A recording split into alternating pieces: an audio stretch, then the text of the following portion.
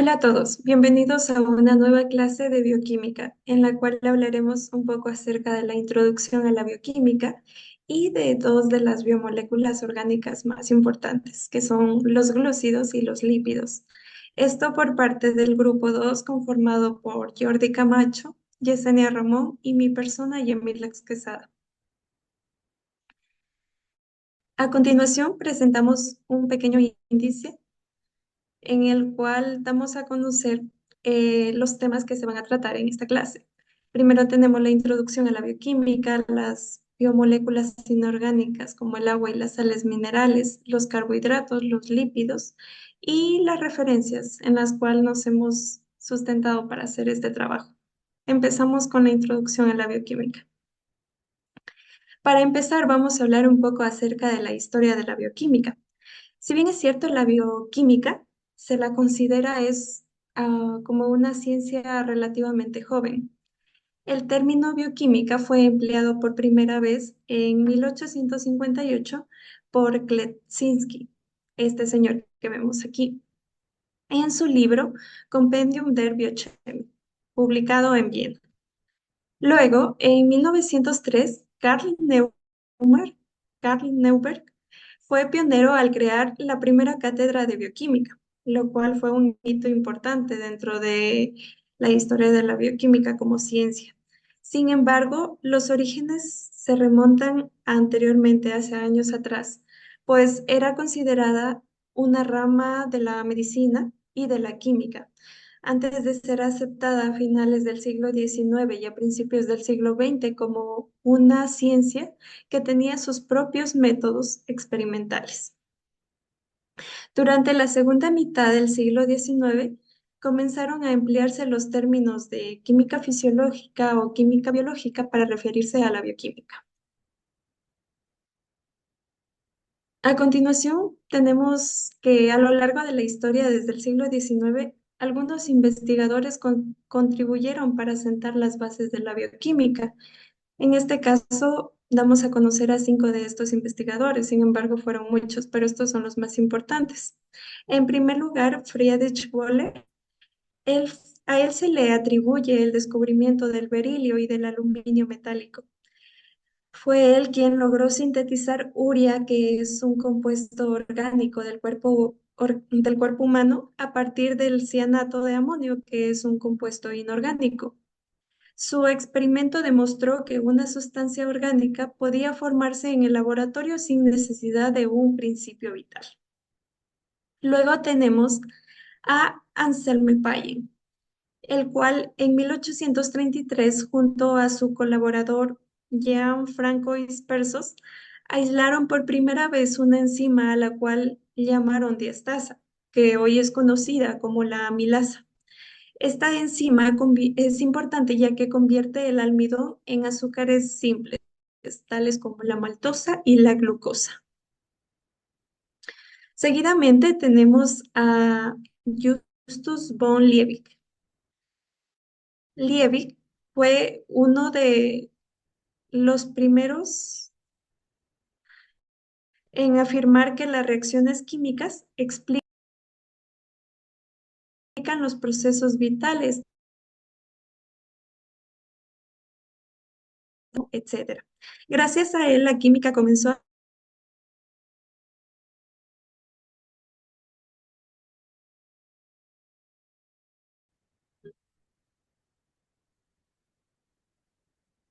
Luis Pasteur, junto a Francesco Redi y Lázaro Spallanzani, demostraron que los microorganismos no aparecían espontáneamente, sino que provenían de otros microorganismos del ambiente. Con esto se refutó definitivamente la teoría de la generación espontánea, la cual fue planteada por Aristóteles y fue aceptada por mucho tiempo. Y con esto se confirmó el principio de la biogénesis, el cual nos dice omne vivum ex vivo, que quiere decir toda vida proviene de otra vida. Y por último tenemos a Claude Bernard, el cual propuso la medicina experimental y la relacionó con la bioquímica. Dicho esto, ahora sí nos adentramos a lo que es la bioquímica.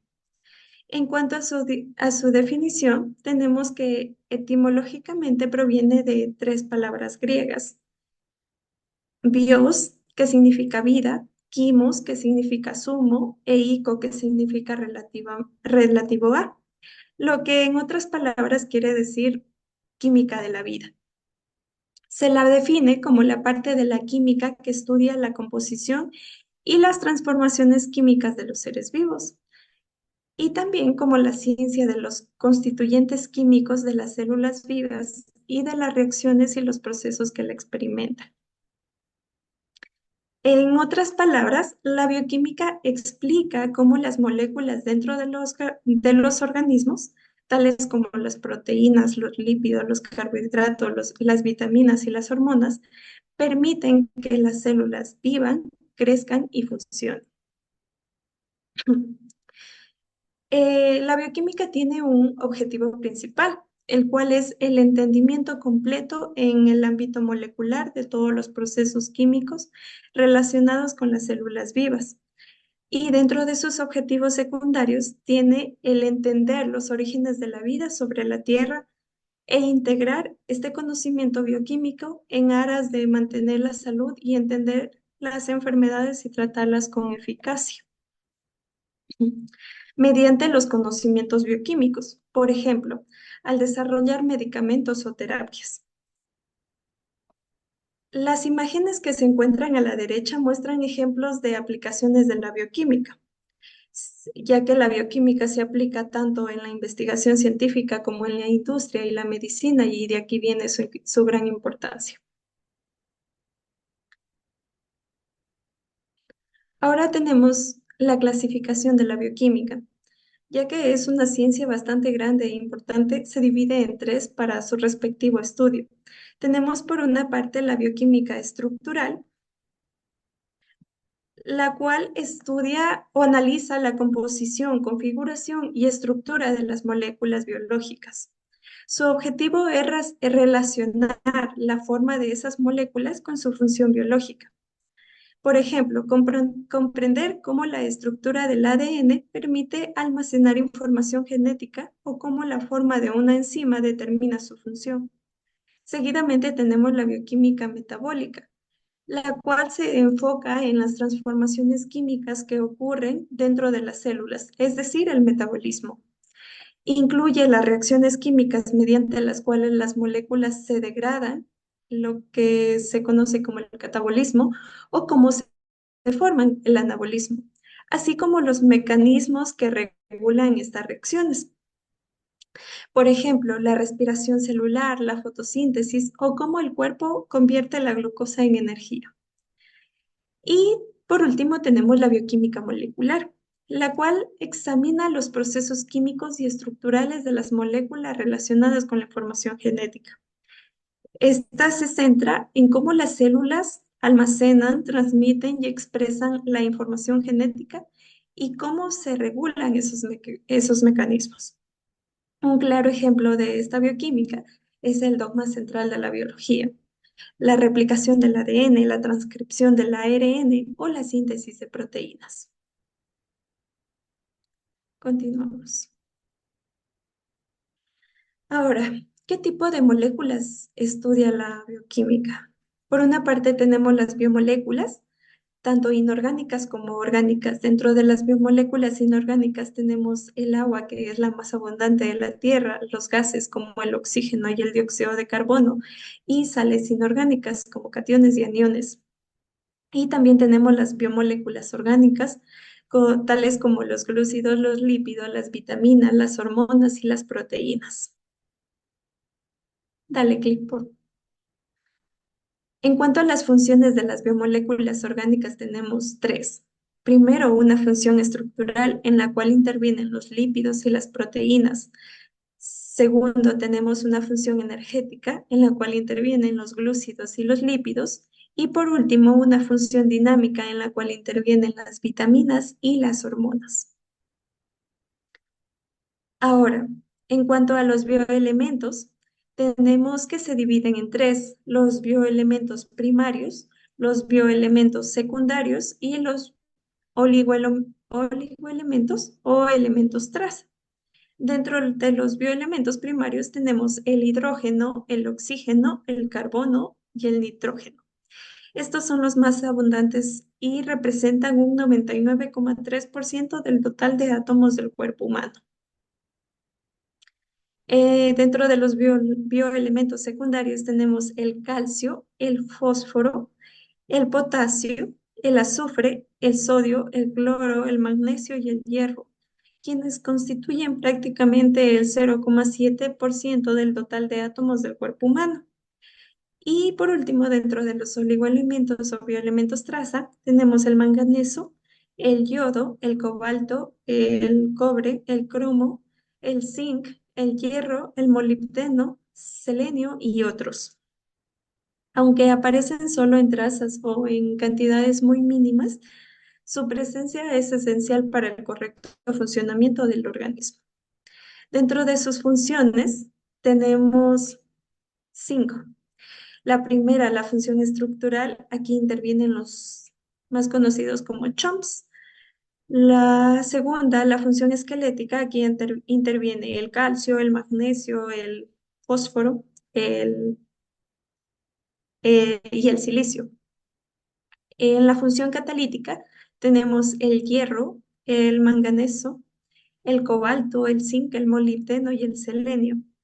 En cuanto a la función energética, tenemos el carbono, el hidrógeno, el oxígeno y el fósforo. Y en la función osmótica interviene el sodio, el potasio y el cloro. Seguidamente tenemos la relación de la bioquímica con la medicina. Y es que la bioquímica proporciona la base científica que permite a la medicina ser una práctica racional y adaptable al nuevo conocimiento. Por una parte, la bioquímica estudia las moléculas que forman parte de los seres vivos. Y gracias a este conocimiento, los médicos pueden entender mejor las causas moleculares de muchas enfermedades. A su vez, el estudio de esas enfermedades ayuda a los bioquímicos a descubrir nuevas funciones y mecanismos de las moléculas del cuerpo. Como podemos ver en este diagrama, en la parte superior tenemos las moléculas bioquímicas, tales como los ácidos nucleicos, proteínas, lípidos y carbohidratos. Y en la parte inferior, las enfermedades que se producen por cambios o alteraciones en estas biomoléculas. Continuamos. Ahora tenemos una actividad interactiva referente a la historia de la bioquímica.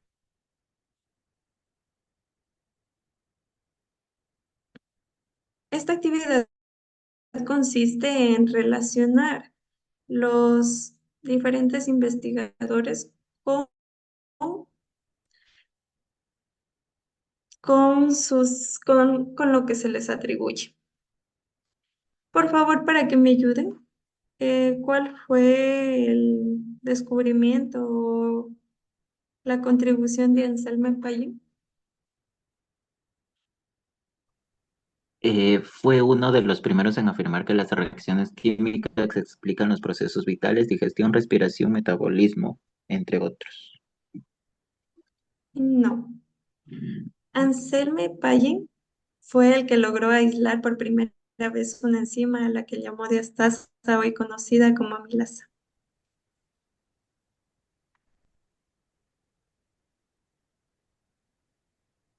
Ahora sí, Justus von Liebig, ¿qué se le Ese fue atribuye?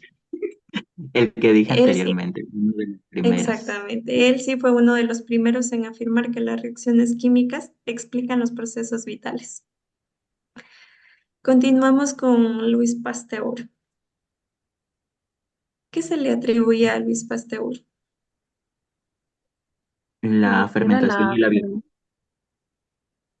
la biogénesis Exactamente, la en... fermentación y la biogénesis no es espontánea.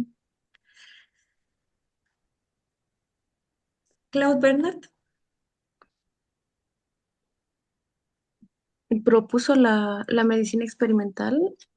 sí, muy bien.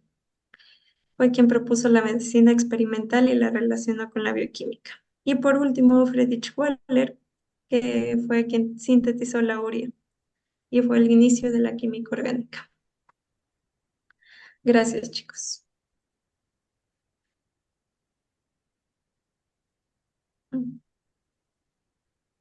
Ahora continuamos con lo que son ya las biomoléculas inorgánicas, de las cuales vamos a hablar muy brevemente.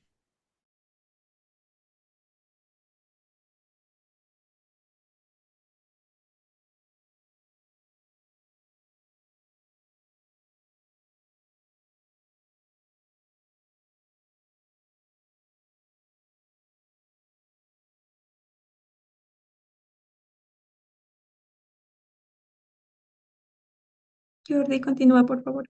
Gracias. El agua está formada, bueno, el agua es su fórmula H2O, está formada por dos átomos de hidrógeno y uno de oxígeno, como podemos ver en esta imagen, y está unido por enlaces covalentes. Su estructura en forma de V y su polaridad le permiten formar puentes de hidrógeno, lo que la convierte en un excelente disolvente y esencial para los procesos vitales de los seres vivos. Es de gran importancia ya que para que los procesos vitales tengan lugar es necesaria la presencia del agua, ya que casi todas las reacciones bioquímicas de los organismos tienen lugar en medios acuosos. Continuamos.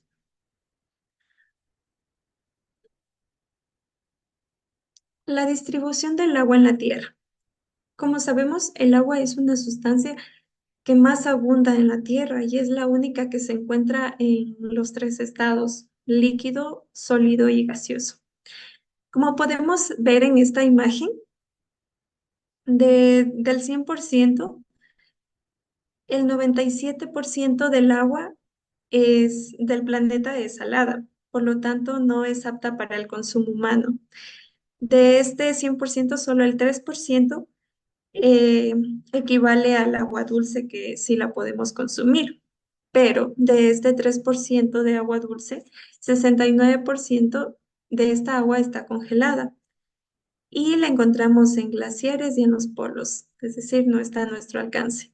El 30% de esta agua se encuentra en acuíferos subterráneos y solo el menos del 1% es accesible para el ser humano, lo cual se lo utiliza en diferentes áreas como la industria, el transporte, en el uso doméstico, etcétera.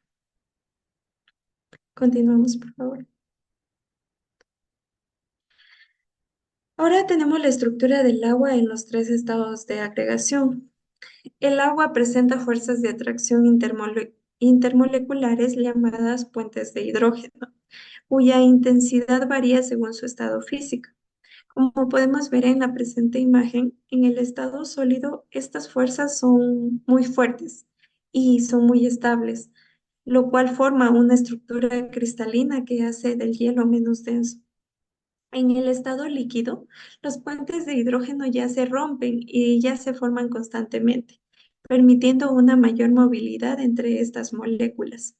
Y en el estado gaseoso, las moléculas ya se separan casi por completo y las fuerzas de atracción son muy débiles, lo cual explica la gran expansión del vapor de agua, por ejemplo. Continuamos. Ahora tenemos los usos del agua.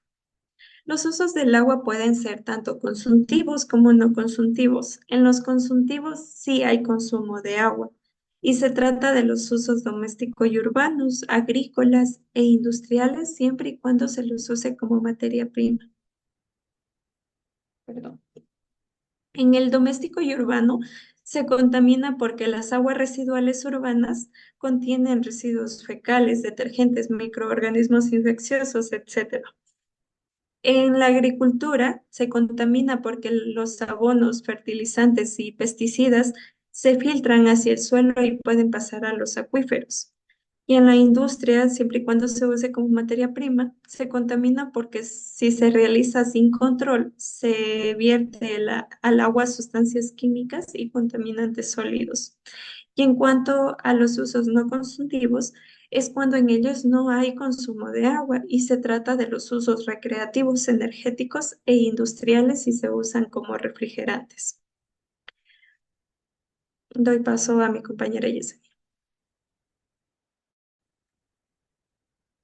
Las sales en minerales encontramos en compuestos orgánicos esenciales para los seres vivos y se encuentra básicamente en tres formas, como los precipitados, los disueltos y asociados a moléculas orgánicas. En los precipitados encontramos las sales minerales. Estas son estructuras sólidas, insolubles con función esquelética. Se encuentran en tres, como la silicata, carbonato de calcio y fosfato de calcio.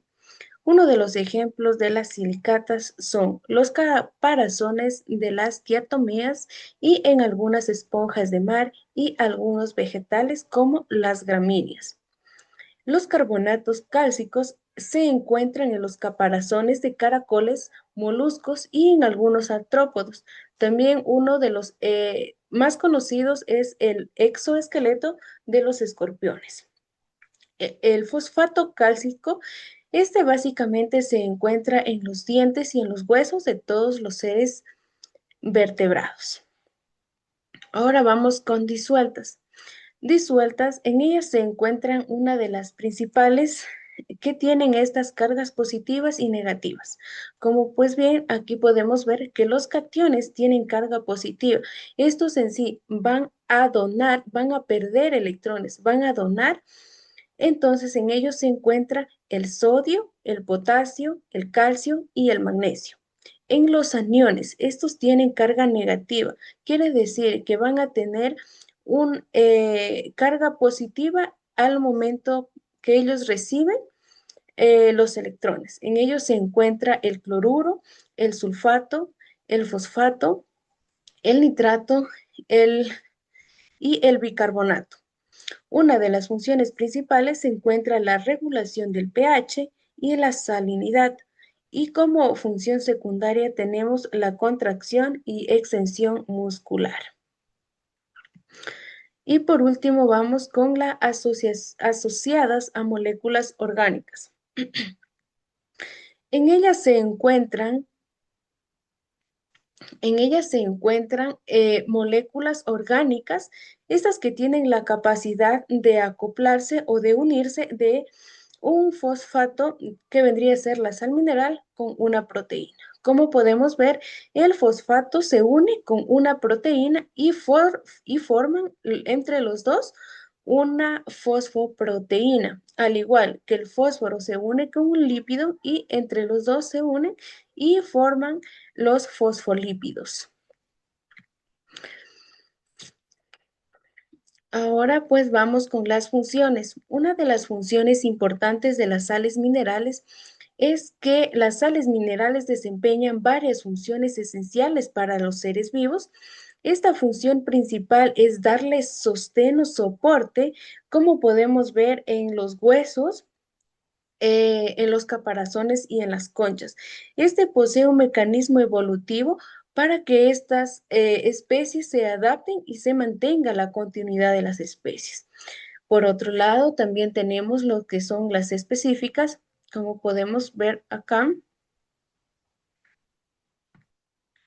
El calcio aquí vendría a formar parte de lo que son las contracciones musculares y la coagulación sanguínea. Mientras que el hierro va a ayudar a esta función específica al transporte de oxígeno. El zinc vendría a ser como un cofactor enzimático modulador de los neurotransmisores. A continuación doy paso a mi compañero.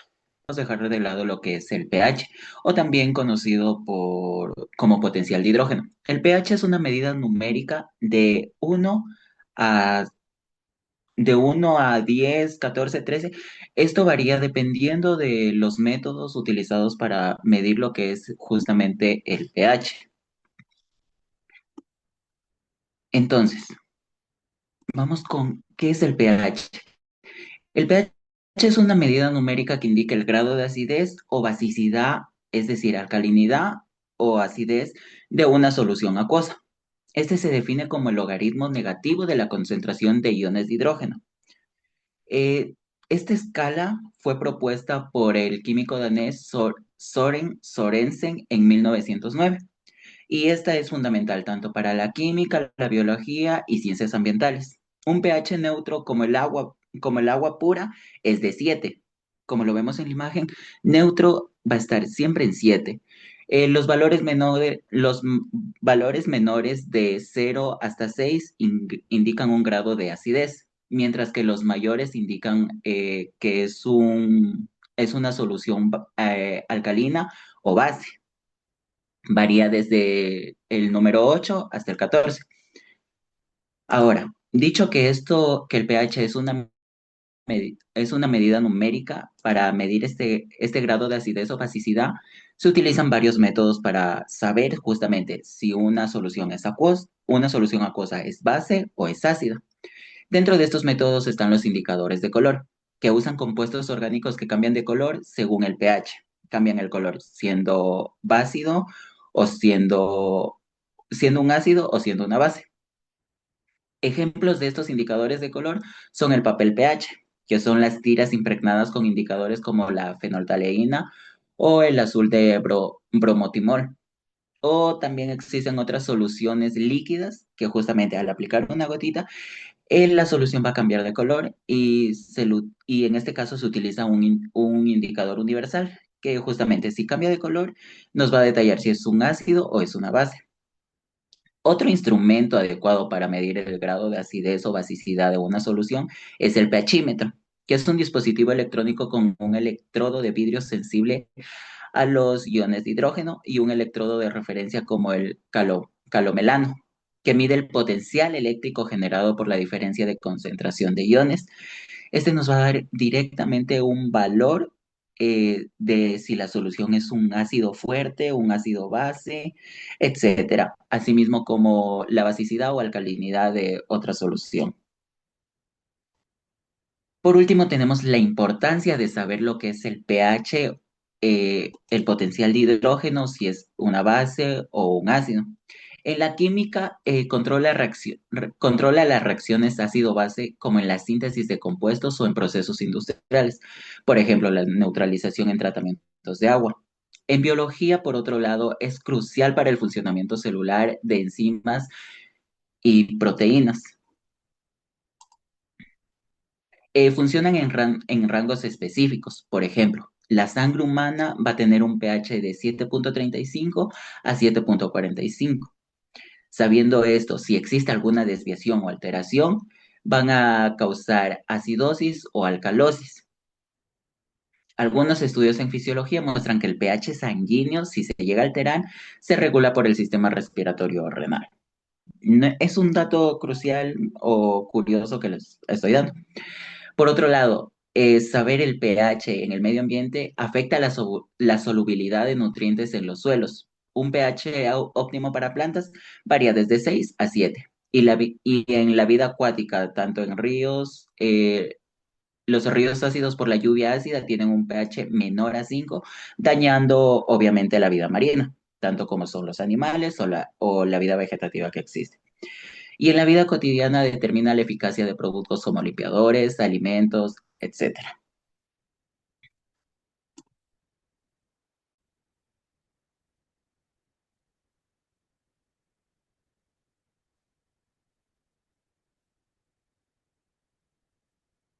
Ya.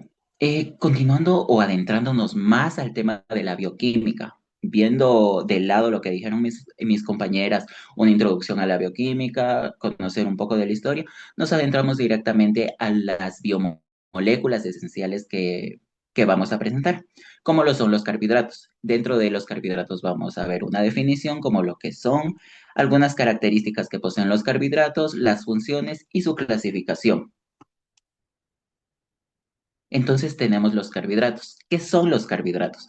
Los carbohidratos, como lo dijo mi compañera y como se los vengo diciendo yo, los carbohidratos son biomoléculas formadas por carbono, hidrógeno y oxígeno, que constituyen la principal fuente de energía para el organismo.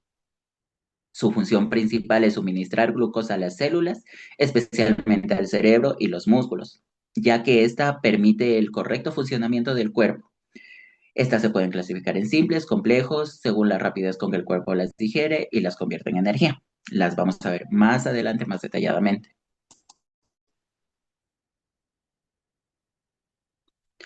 Los carbohidratos más o menos fueron descubiertos durante el siglo XX gracias a la biología molecular. Debido a esta se entendió que los carbohidratos no solo sirven como energía, sino que también forman parte de estructuras celulares como la pared de las plantas y los componentes de las membranas en animales. Otro nombre por los que son conocidos los carbohidratos son como hidratos de carbono, los glúcidos o los sacáridos. Como dato general, la fórmula general de los carbohidratos va a ser CH2ON, donde C obviamente es el carbono. H2O es una molécula de agua compuesta por hidrógeno y oxígeno, ya lo sabemos muy bien. Mientras que la variante N va a ser los números que pueden variar según el tipo de carbohidrato. Lo explicaremos más tarde. De ahí proviene su nombre hidratos de carbono, porque parecen estar formados por carbono e hidratos, que vendría a ser la molécula de agua antes mencionada.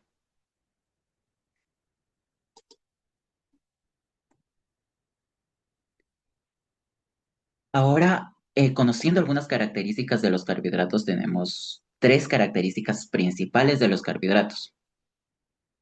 Una es que su tipo de enlace va a ser glucosídico, es decir, que los carbohidratos van a estar formados por unidades de azúcar unidas entre sí mediante estos tipos de enlaces glucosídicos. Si podemos ver en la esquina, justamente en la esquina inferior, vamos a ver que está señalado el enlace glucosídico, que va a estar uniendo estas dos moléculas de azúcar. Otra característica principal de los carbohidratos es que son solubles en agua. Los carbohidratos simples como las azúcares, en este caso la glucosa y la fructosa, se disuelven fácilmente en el agua porque sus moléculas tienen muchos grupos hidroxilos. Recordemos que el grupo hidroxilo es el OH, que forman enlaces con las moléculas de agua, lo que lo hace bien soluble. Ahora bien, otra característica que no podemos dejar de lado y que es muy principal es que los carbohidratos en animales van a ser usados como fuente de energía rápida y estas se van a almacenar como glucógeno. Por otro lado, en las plantas la reserva de carbohidratos se almacena como almidón, especialmente en semillas, raíces y tubérculos. Ojo, hay una diferencia tanto los carbohidratos en animales como en las plantas. No se olviden. Algunas funciones de los carbohidratos. Tenemos en especial 5 funciones de los carbohidratos, lo que es la energética, el ahorro de proteínas, previenen la formación de cuerpos cetónicos, una función reguladora y que forman parte de los tejidos importantes. Ahora, detallando estas funciones, nos vamos con la función energética.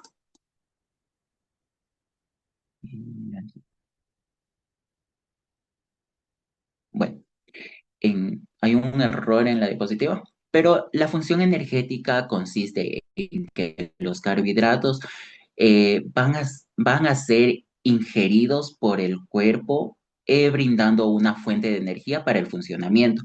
Este se va a dar tanto en lo que es en los músculos, para que estos funcionen de mejor manera. Ahora, el ahorro de proteínas. Cuando el cuerpo obtiene suficiente energía a partir de los carbohidratos, evita utilizar las proteínas como fuente energética. Esto permite que las proteínas cumplan su función estructural y reparadora de los tejidos. Es decir, al estarlos ahorrando, estas no van a tener una función. Su principal función se va a centrar directamente en los carbohidratos y no va a tener que utilizar su plan B como como lo son las proteínas. Ahora, previenen la formación de cuerpos cetónicos. En ausencia de carbohidratos, el organismo comienza a degradar las grasas de manera incompleta, generando cuerpos cetónicos, que son justamente esta degradación de grasas, los cuales pueden alterar el equilibrio del pH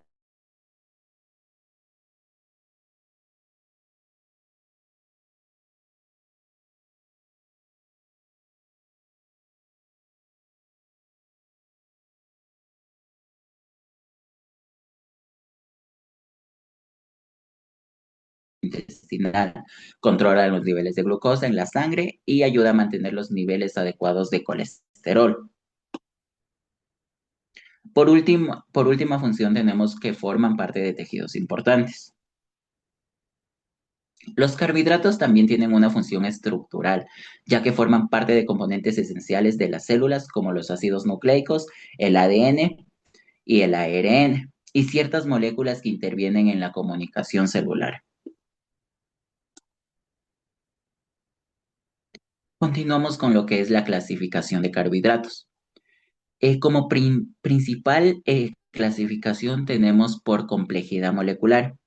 Por complejidad molecular se van a dividir en 4 categorías principales, según el número de unidades de monosacáridos. ¿Qué son los monosacáridos?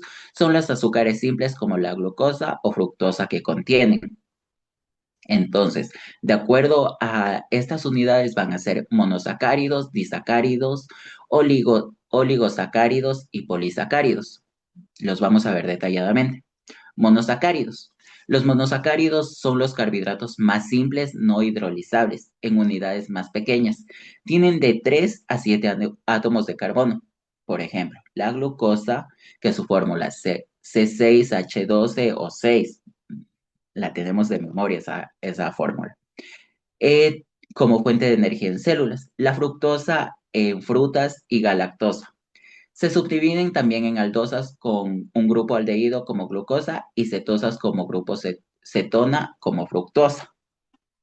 Ahora los disacáridos. Los disacáridos están formados por 2 monosacáridos unidos por un enlace glucosídico. Los ejemplos de disacáridos está la sacarosa, que está unida a una glucosa y una fructosa, Tenemos la lactosa unida por una glucosa y una galactosa. Y tenemos otro ejemplo que es la maltosa, unida a una glucosa más una glucosa en malta. Continuando tenemos los oligosacáridos, compuestos por 3 a 10 monosacáridos. Ejemplos son la rafinosa en legumbres y la fructooligosacáridos que son prebióticos en alimentos funcionales. Por último, en esta categoría tenemos los polisacáridos, que son cadenas largas de cientos o miles de monosacáridos.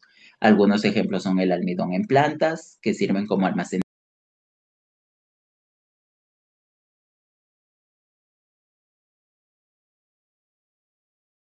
celulares de vegetales y fibra indigerible. La siguiente clasificación de los carbohidratos está por la clasificación por número de carbonos. Los carbohidratos, especialmente los monosacáridos, que son los azúcares simples, se clasifican según el número de átomos de carbonos en su cadena. Esta clasificación se basa en la química orgánica y es estándar en bioquímica, ya que el número de carbonos influye en sus propiedades físicas como solubilidad y reactividad. Por ejemplo, en la formación de enlaces glucosídicos, los monosacáridos con 3 a 7 carbonos son los más comunes. Los de más de 7 son raros y no se hidrolizan fácilmente. Dentro de esta clasificación tenemos 4 categorías, como lo son las triosas, las tetrosas, las pentosas y las hexosas. Si decimos por el número de carbonos, triosas nos viene a la mente que está compuesta por 3 átomos de carbono. Tetrosas por 4, pentosas por 5 y hexosas por 6.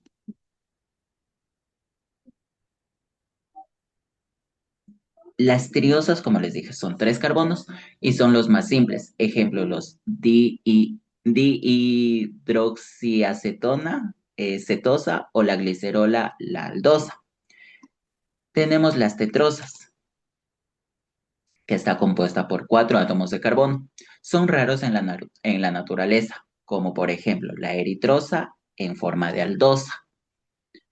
Siguiente tenemos las pentosas, que está compuesta por 5 carbonos, importantes en ácidos nucleicos. Ejemplo, la ribosa en el ARN y la desoxirribosa en ADN. De ahí su nombre ácido desoxirribonucleico. Finalmente tenemos las hexosas, que está compuesta por 6 átomos de carbono. Son los más abundantes y energéticos. Por ejemplo, la glucosa. Anteriormente les dije la fórmula de la glucosa, C6H12O6. Esta en forma de aldosa. Tenemos también lo que es la fructosa, como la cetosa en frutas y la galactosa en la leche.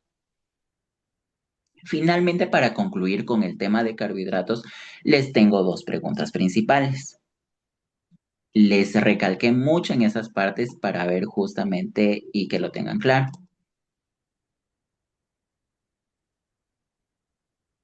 La primera pregunta, si me pueden ayudar. ¿Cuál es el tipo principal de enlace químico que une las unidades de monosacáridos en los carbohidratos, como en la sacarosa o el almidón? Tenemos tres opciones. Si me ayudan, por favor. El enlace glucosídico. Correcto. Como les mencioné, los carbohidratos se unen mediante enlaces glucosídicos. Es un tipo de enlace covalente entre el carbono anomérico de un azúcar y un grupo hidroxilo del otro.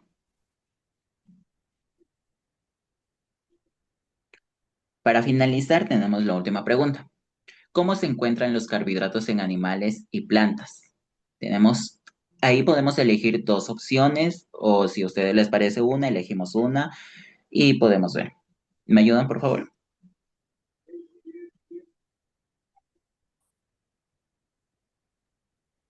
En las plantas se almacenan en forma de almidón y en los animales en forma de glucógeno. Correcto. Como les mencioné anteriormente, los carbohidratos varían tanto de animal a vegetal, que son las plantas, obviamente. Como lo dijo mi compañera, en animales se va a almacenar en forma de glucógeno y en las plantas en forma de almidón. Es una respuesta correcta. Continuando con el tema, los dejo con el tema de lípidos que lo va a explicar mi compañera. Pues bien, aquí vamos a hablar en este tema lo que son los lípidos. Como en este tema vamos a tratar primeramente la definición o qué son los lípidos, las características, las funciones y la clasificación según su función, la clasificación según su composición. A ver, a los lípidos, ¿cómo son o qué son los lípidos? Los lípidos son biomoléculas o macromoléculas orgánicas que se caracterizan por compuestos ternarios. Estos están formados principalmente por el carbono, el hidrógeno y el oxígeno, pero también se encuentran en pequeñas cantidades como el fósforo, el nitrógeno y el oxígeno. Los lípidos son grupos de sustancias muy heterogéneas que comparten dos principales características. Como estas son solubles en agua y son solubles disueltas en orgánicos, como se los puede encontrar el éter, cloroformo y el benceno. Su fórmula de los lípidos es CH3 CH2, cierro paréntesis, N, que vendría a conformar el grupo carboxilo. Y N, como comúnmente conocemos, es el número par de átomos de carbono. Pues bien, vamos a explicar lo que vendría a ser la clasificación de los lípidos. La clasificación de los lípidos están por dos, los cuales son líquidos saponificables y lípidos insaponificables. Pues bien, una de las principales ejemplos aquí vendrían a ser los jabones. Como podemos ver en la imagen que dice los lípidos saponificables, estos reaccionan como base a los alcalinos para formar los jabones, mientras que en los lípidos insaponificables aquí no se van a poder formar lo que son los jabones. En los lípidos saponificables encontramos estos grupos, los cuales son ácidos grasos, triglicéridos o grasos, lípidos complejos, las ceras y los ecosanoides. En los ácidos grasos, nos dice que son ácidos carboxílicos como con larga cadena hidrocarbonatada. Estos, aquí, bueno, aquí se encuentran dos, los que son los saturados y los insaturados. Los saturados, como vamos, bueno, básicamente se los va a ver más adelante, pero acá les doy una pequeña introducción de lo que vamos a ver más adelante. Vamos a ver, en los saturados se encuentran el ácido palmítico y en los insaturados el ácido oleico. En los ácidos saturados, aquí se encuentra este ejemplo porque este va a tener un enlace simple, mientras que en los insaturados va a tener un doble enlace. En los triglicéridos o grasos, aquí se encuentran los ésteres de glicerol o ácidos grasos. En estos se encuentran los ejemplos más básicos como el sebo, mantecas y aceites. Los lípidos complejos, aquí se encuentran los ácidos grasos, los alcoholes, ácido fosfórico, etc. Y los más complejos son los glicerolípidos y esfigolípidos. Las ceras y el eicosanoides. Mientras que en los lípidos insaponificables, esta se divide por dos, los cuales son los terpenos y los esteroides. Los terpenos aquí son polimeración de isoprepano y el ciclo pentano per hidrofenotrempano. Aquí se encuentran en los terpenos, son todos los que se llevan a cabo de la insaponificable, al igual que las sales biliares, las hormonas, que son parte de los lípidos insaponificables. Continuamos y ¿qué es o nos preguntamos hidrofobicidad? Hidro, que vendría a ser agua, y vendría hidrofobicidad a romperlas, los enlaces de hidrógeno. Vamos a ver lo que son la definición. La definición nos dice que es baja solubilidad de los lípidos que debe a su estructura química y es fundamentalmente hidrocarbonatada. En ella se encuentra la alifática, la alicíclica o aromática. Y también, bueno, estas vienen a ser en gran cantidad, como se les puede encontrar en enlaces como el carbono, el hidrógeno, o bueno, estos carbonos son enlaces 100% covalentes como carbono, hidrógeno y carbono, carbono. Aquí podemos ver como en esta imagen se logra ver que el agua, al ser una molécula muy polar, con gran facilidad que forma puentes de hidrógeno, como están aquí en la imagen 1. El hidrógeno es capaz de interaccionar sobre estas moléculas.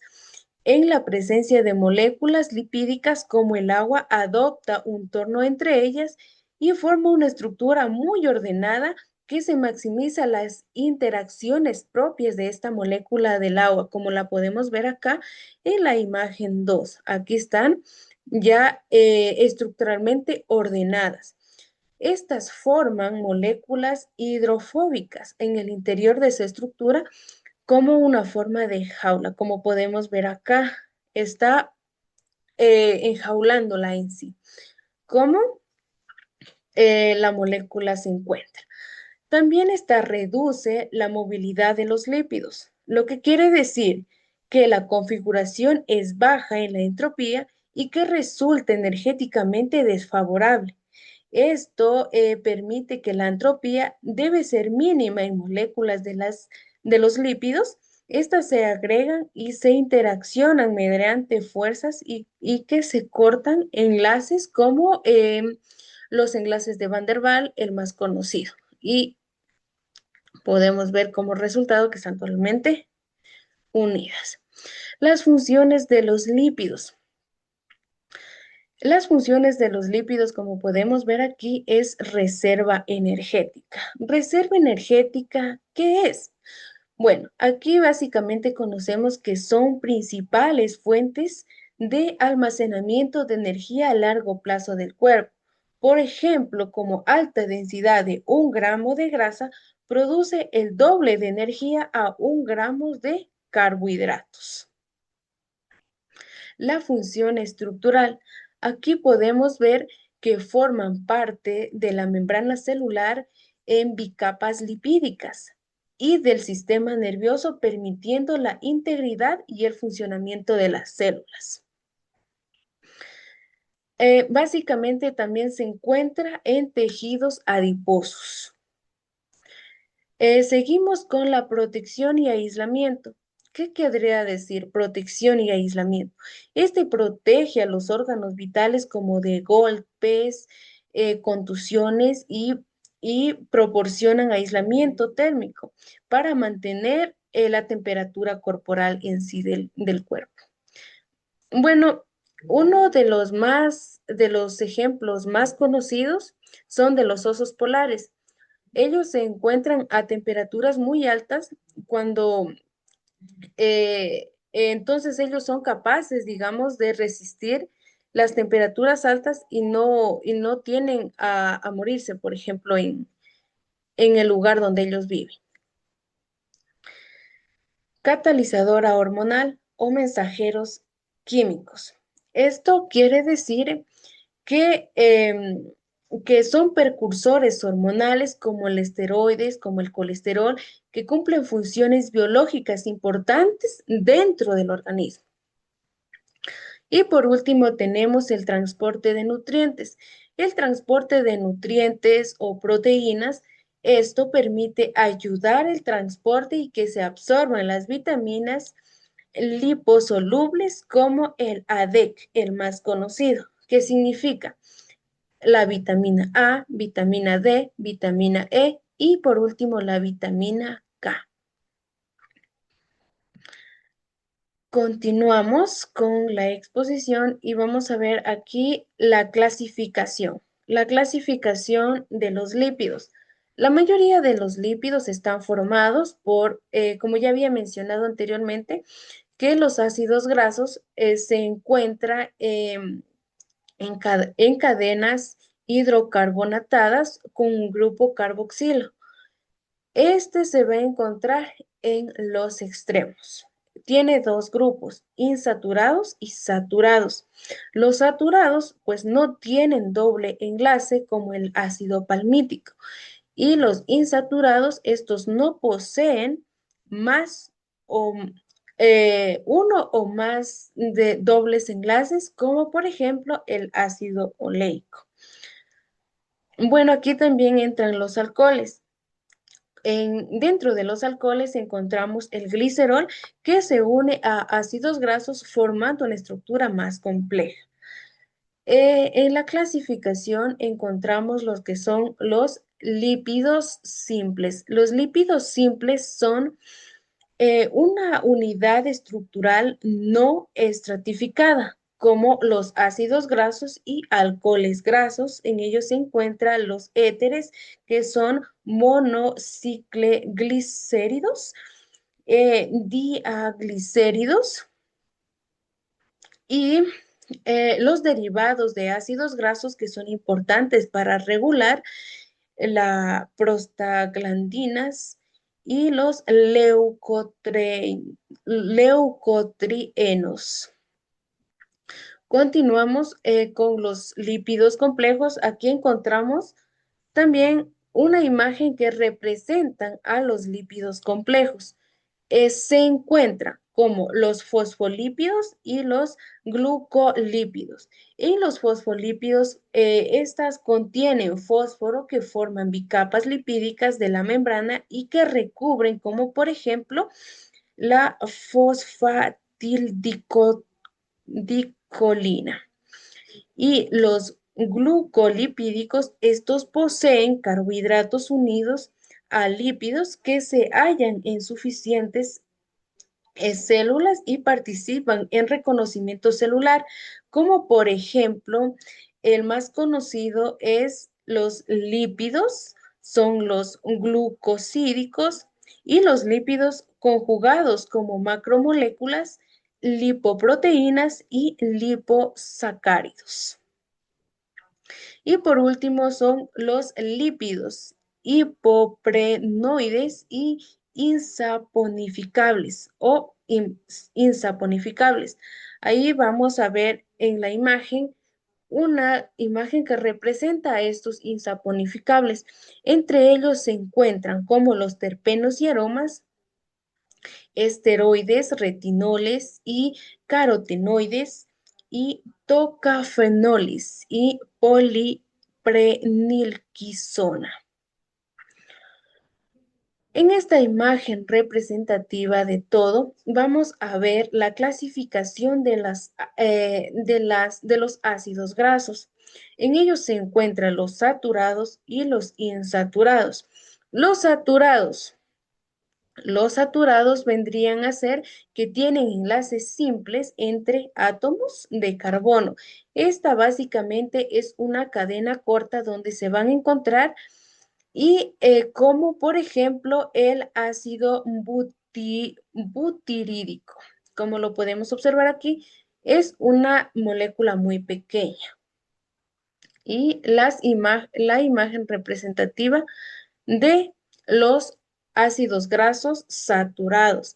Dentro de los ácidos grasos saturados también podemos encontrar como cadenas cortas, al igual que cadenas medianas y cadenas largas.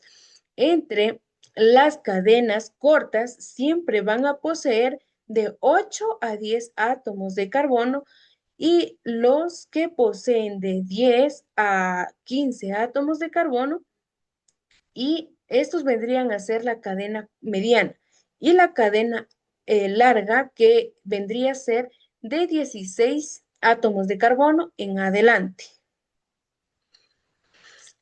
En los saturados ahí, bueno, básicamente encontramos dos, los que son los monoinsaturados y los polisaturados. Pero, pero aquí encontramos dos, lo que son el cis y el trans. El cis tiene enlaces simples, perdón.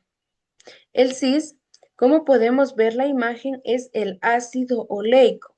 Cis vendría a ser que están alineados en la misma posición, mientras que el trans vendría a formar parte que están en contrarios opuestos, como podemos ver en la imagen que son lados opuestos, se encuentra el hidrógeno y uno de los ejemplos más conocidos es el ácido eleítico.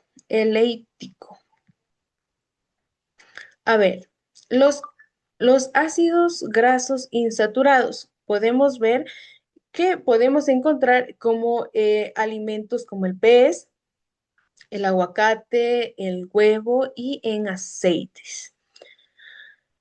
Los insaturados. Los insaturados son aquellos que se encuentran en su estructura y tienen menos de un enlace doble entre átomos de carbono. Estos son rígidos donde están ubicados el doble enlace.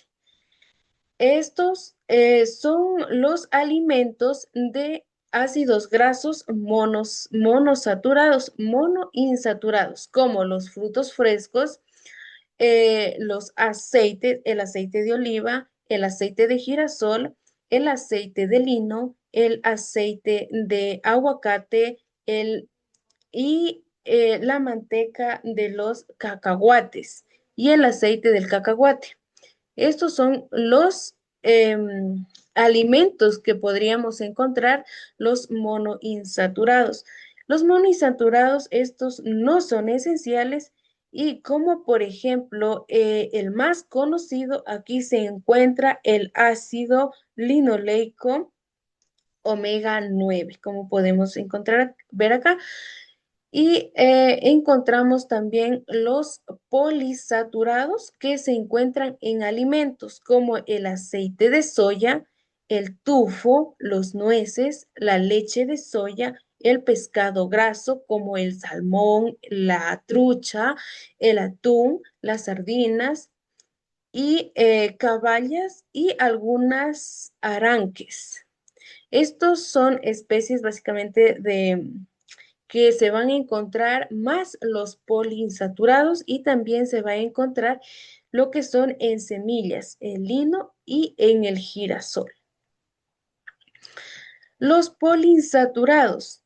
Estos son aquellos en una estructura que tienen varios enlaces dobles entre los átomos de carbono, como por ejemplo, como vemos en la imagen, aquí se encuentra el ácido linoleico. Linoleico. Aquí podemos ver en la imagen. Bueno, pues por hoy vamos a hacer una pequeña actividad. Esta actividad en consta en que según la puntuación que tenga, va a ganar un puntaje final, digámoslo así. Vamos a ver con el juego cómo nos va.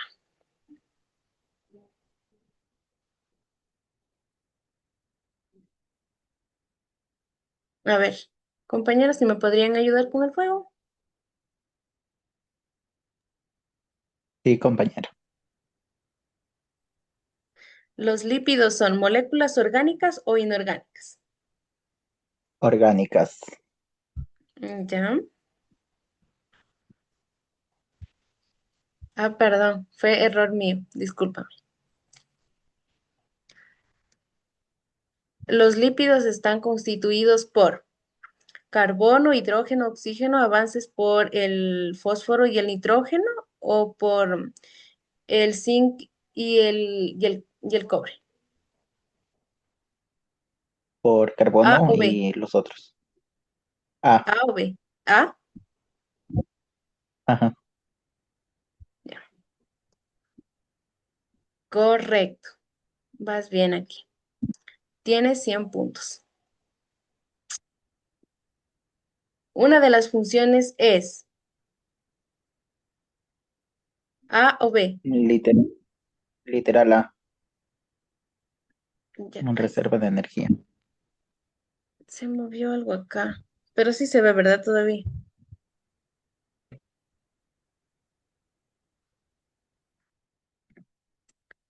¿Es el literal A?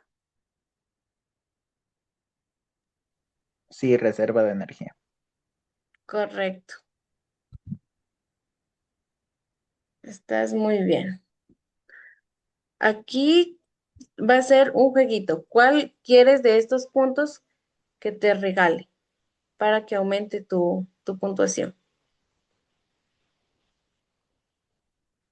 El cuarto. Es el cuarto. Ajá. Perdiste 100 Ay, puntos.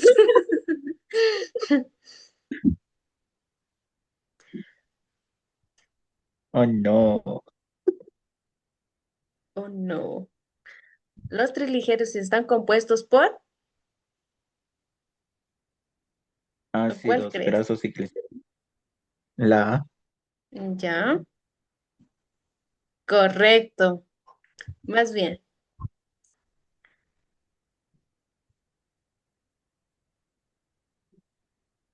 ¿los ácidos grasos saturados tienen enlaces dobles o simples? Dobles, creo. Saturados. No.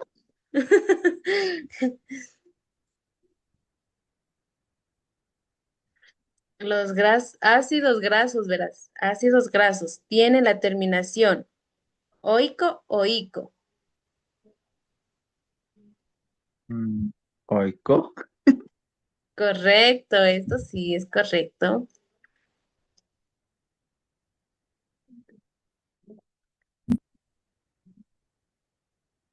Y aquí, fíjate bien en estas, la puntuación que quieres para que te regale.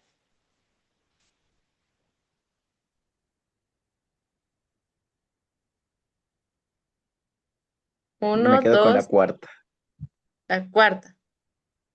Ajá. ¿Seguro? según vi. Y según vi bien, era la de Eh, 200. ¿Seguro? Sí, seguro. Continuemos. Era la Ush, segunda. Las rondas. Continúa con la pregunta. ¿Los ácidos grasos insaturados tienen enlaces? dobles, ahí sí dobles ya. Si no, antes eran simples, ahorita es doble. Sí, exacto.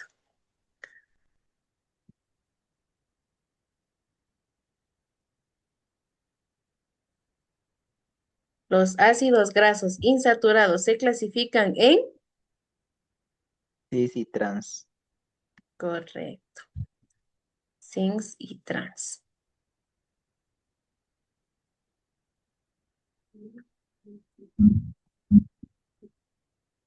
Según la imagen corresponde a cis o trans. Sí, Correcto. Tienes una puntuación de 121. Ahora fíjate bien. bueno, vamos en la de 200. Fue muy rápido. La tercera. Tercera. Ajá. ¿Seguro? Sí. Vamos ahí. Sí, correcto. ¡Ah! Ganaste 200 puntos más. Y esta es tu puntuación. Vamos a ver con la última pregunta. ¿Los ácidos grasos y las ceras corresponden a? Sí lo dije. Lípidos. Lípidos simples, creo que era. Ya, correcto. Ay, Ganaste. Tu puntuación total es de 118. Eso ha sido todo. Ahora continuamos con las referencias de nuestra presentación. Muchas gracias. Espero que les haya gustado.